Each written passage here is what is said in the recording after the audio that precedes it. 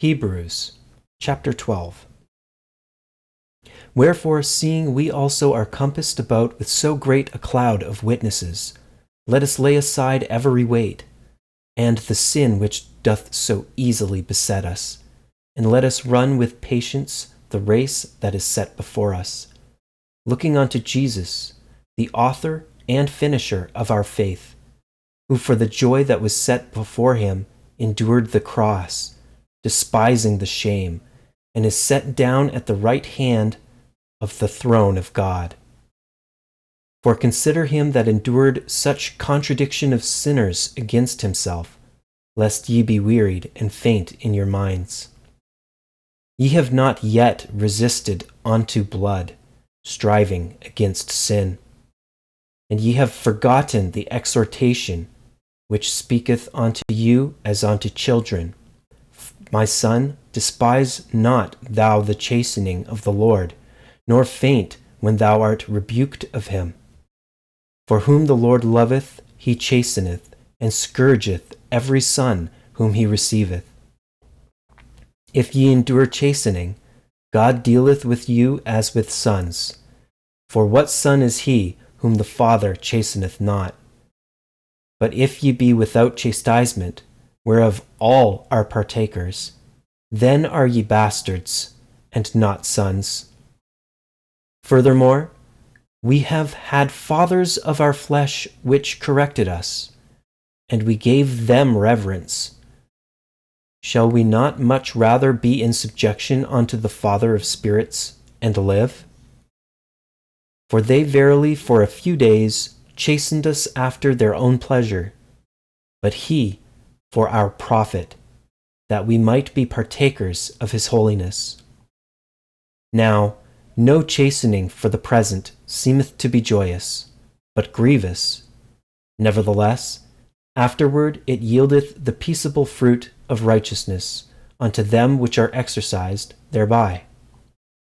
Wherefore, lift up the hands which hang down, and the feeble knees, and make straight paths for your feet, lest that which is lame be turned out of the way, but let it rather be healed.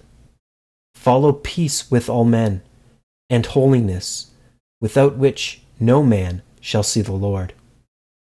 Looking diligently, lest any man fail of the grace of God, lest any root of bitterness, springing up, trouble you, and thereby many be defiled.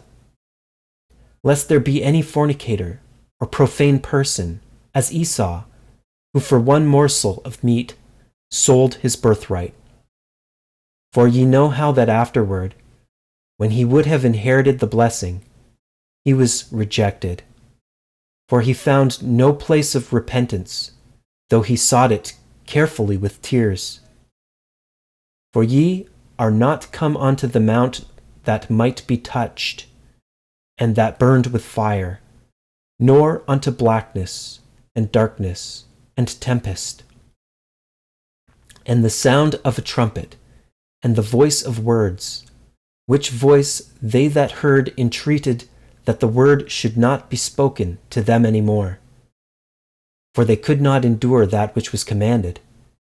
And if so much as a beast touch the mountain, it shall be stoned, or thrust through with a dart. And so terrible was the sight, that Moses said, I exceedingly fear and quake.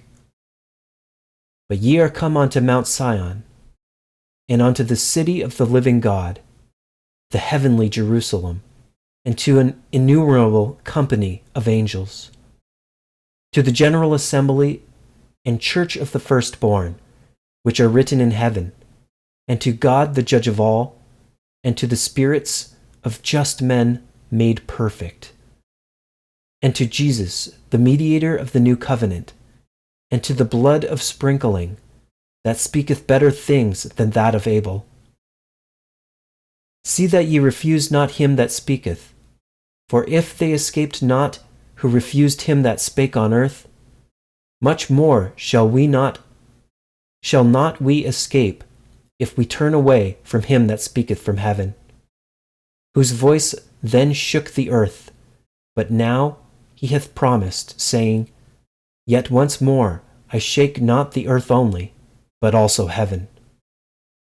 And this word, yet once more, signifieth the removing of those things that are shaken, as of things that are made, that those things which cannot be shaken may remain. Wherefore, we receiving a kingdom which cannot be moved, let us have grace, whereby we may serve God acceptably with reverence and godly fear. For our God is a consuming fire.